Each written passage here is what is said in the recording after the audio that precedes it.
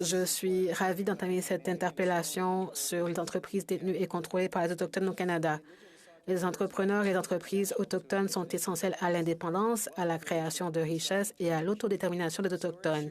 Les histoires racontées dans le cadre de cette interpellation illustreront les formidables réussites des entreprises autochtones et surtout les précieuses contributions apportées à l'économie de notre pays, sans parler de l'engagement, d'une productivité, d'une innovation et de ressources inutilisées, inexploitées. En outre, je soumets à votre réflexion qu'il est d'une importance vitale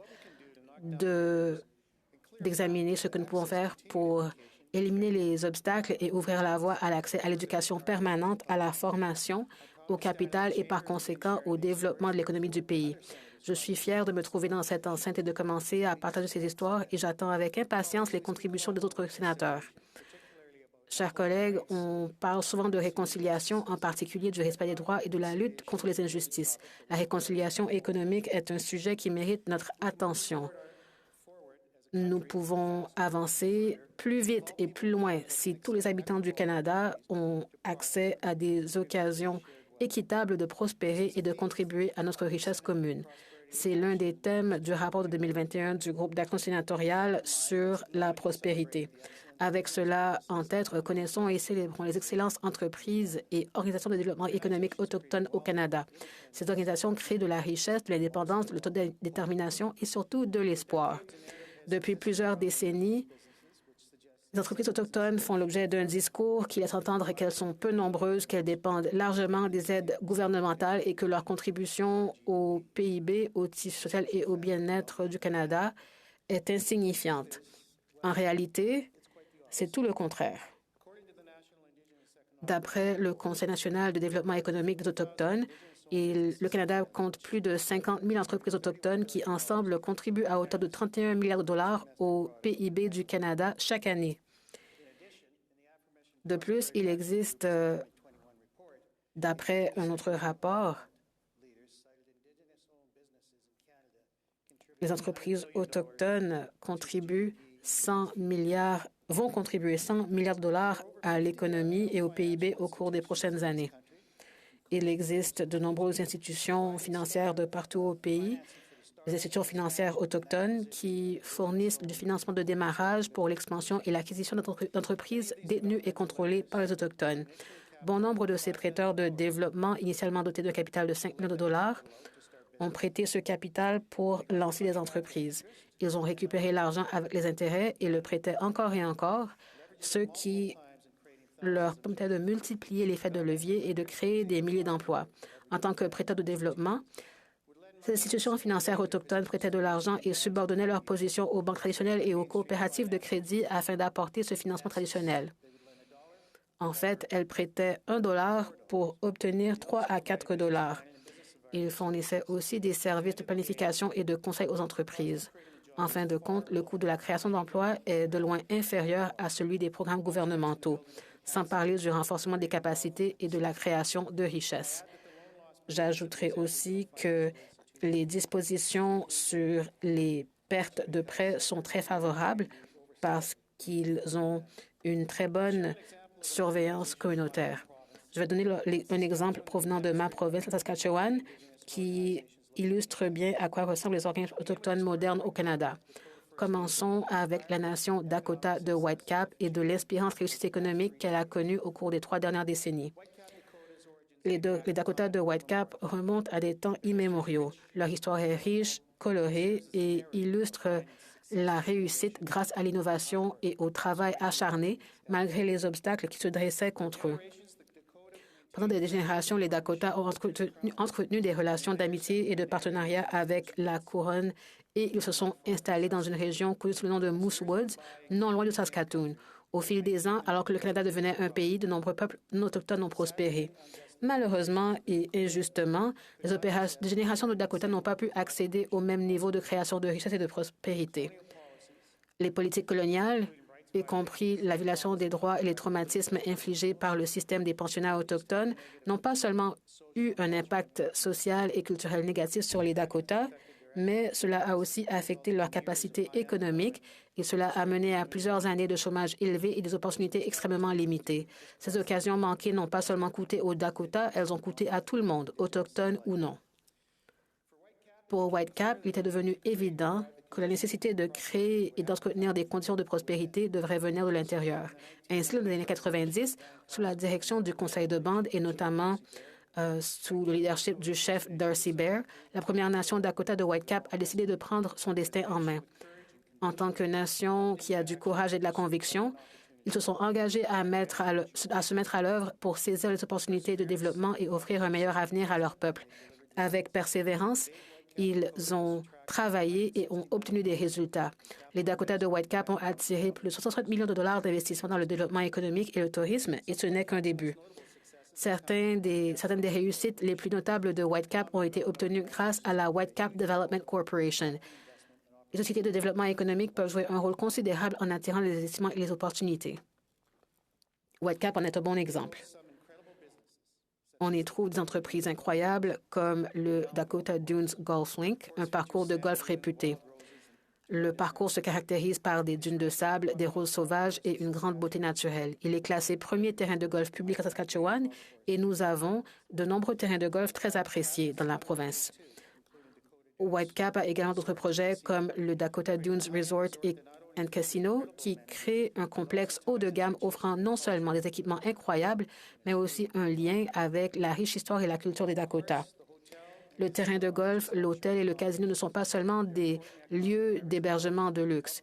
Ce sont d'importants moteurs économiques qui ont contribué à stimuler l'emploi et à offrir aux jeunes des possibilités qui n'existaient pas il y a quelques générations.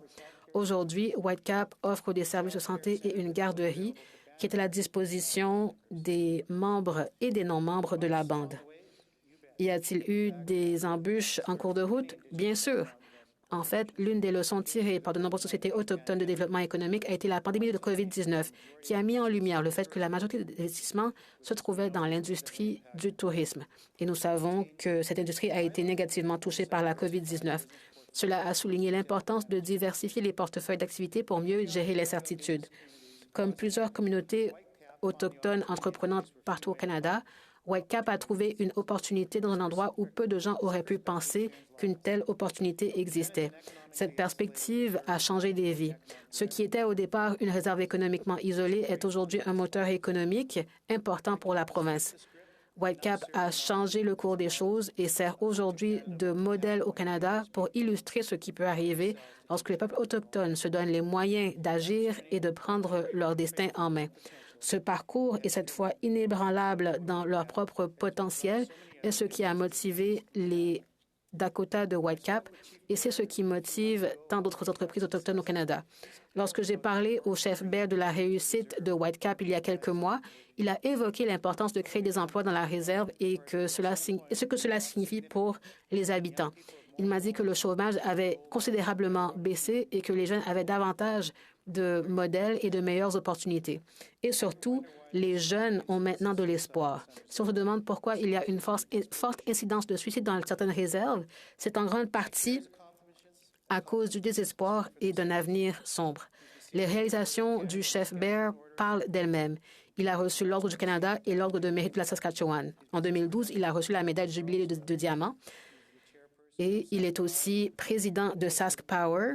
Il a été classé parmi les 10 personnes les plus influentes dans le Saskatchewan Business Magazine et a reçu le titre de développeur économique de l'année décerné en 2006.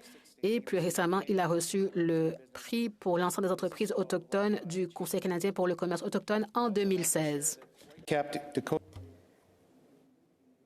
Les Dakota de Whitecap entrent également dans l'histoire en devenant la première nation autochtone de la Saskatchewan à la suite d'un vote historique de ses membres en octobre dernier.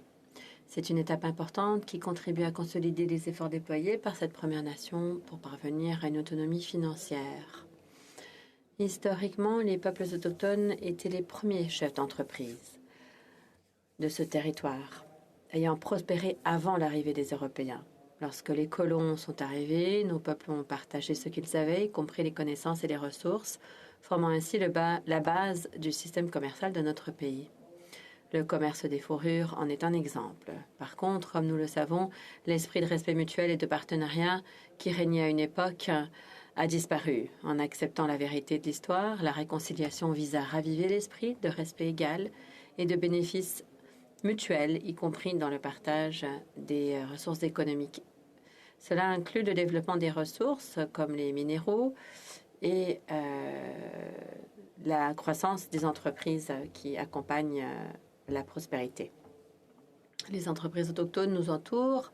Elles sont un petit peu partout, dans les centres urbains, dans les villes comme à la campagne, dans les réserves et hors réserves. Les entreprises autochtones opèrent souvent dans des domaines où les entreprises non autochtones ne voient pas de débouchés. Elles prennent l'initiative de veiller à ce que les communautés mal desservies aient accès à des biens et services. Après tout, il est peu probable que vous trouviez un Pharmaprix ou un Walmart dans une réserve. Une étude réalisée en 2016 par le Conseil canadien pour le commerce autochtone a révélé que les entreprises autochtones ont tendance à se concentrer sur les marchés locaux. C'est dans ces domaines que les entreprises autochtones comblent les lacunes et créent des emplois et assurent la prospérité. Ce sujet me tient à cœur parce qu'avant de devenir sénateur, j'ai travaillé dans le secteur privé. J'ai été chef d'entreprise de petites et de grandes entreprises, dont une société de capital autochtone qui a financé le démarrage de centaines d'entreprises détenues et contrôlées par des autochtones et qui employait aussi des milliers d'autochtones et de non-autochtones dans différentes collectivités de la Saskatchewan. Depuis des décennies, je plaide en faveur de l'éducation des jeunes et des jeunes adultes autochtones et de la création de richesses par le biais de la propriété d'entreprises autochtones. J'espère qu'ainsi, on pourra décourager les stéréotypes et mettre en lumière toutes les réussites extraordinaires de par notre pays, afin d'enrichir nos connaissances et exploiter les défis, les caractéristiques uniques associées à la création et à la gestion d'entreprises autochtones. En tant que sénateur, nous sommes bien placés pour raconter ces belles histoires. Il s'agit d'un sujet qui n'est pas partisan. Chaque sénateur devrait vouloir que les peuples autochtones réussissent et prospèrent pour que ça puisse bénéficier à notre société de façon générale. En effet, une plus grande prospérité économique pour les peuples autochtones, ça veut dire une plus grande prospérité pour nous tous. Selon un récent rapport de RBC, si les travailleurs autochtones avaient les moyens de participer à notre économie comme les autres travailleurs, le PIB du Canada augmenterait de 67 milliards de dollars. On ne peut pas se permettre de ne pas en profiter. Je suis ravie de constater que la représentation autochtone dans les conférences et les sommets économiques augmente, y compris lors de récents sommets des leaders nord-américains. Des progrès ont donc été réalisés. Un autre exemple d'innovation à Saskatchewan est le Treaty Land Sharing Network, qui a été fondé pour mettre en relation les agriculteurs et les propriétaires ruraux avec les Premières Nations et les Métis. Les membres des réseaux placent des panneaux sur leurs terres pour informer les utilisateurs traditionnels qui peuvent se rassembler, chasser, tenir des cérémonies, exercer leurs droits issus des traités. Ce réseau a créé un espace sûr et il a également permis de nouer de nouvelles amitiés, de promouvoir le transfert de connaissances et de favoriser un engagement renouvelé en faveur de la communauté. Il s'agit d'une initiative importante, fruit de notre travail de collaboration. La réconciliation économique se perd parfois dans le débat plus large sur la reconnaissance des droits et la réparation des injustices du passé. C'est une chose que nous devons changer. Le Canada doit donner aux peuples autochtones les moyens de se approprier pleinement leur plein potentiel économique. Nous devons faire encore plus pour encourager les entreprises détenues et contrôlées par les autochtones et pour soutenir la capacité économique et l'autodétermination. Les résultats sont clairs, il suffit de regarder ce qui se passe à Whitecap ou encore au sein de la bande indienne Osoyoos. J'espère que grâce à cette enquête, on pourra faire la lumière sur les grandes réussites économiques des peuples autochtones. Nous pouvons offrir une plateforme et donner une voix aux chefs d'entreprise autochtones. Tout le monde pourra en bénéficier. Pendant trop longtemps, le pays a été divisé entre les classes sociales et économiques. Et pourtant, chacun devrait avoir la possibilité de participer à la création de richesses. J'espère que vous allez vous joindre à moi dans cet effort et j'espère que tous les sénateurs apporteront leur soutien à cette enquête. Si vous souhaitez dresser le profil d'une entreprise autochtone prospère dans votre région, appelez-moi. Nous serons ravis de vous aider. Merci. Haishki Tata Mihin.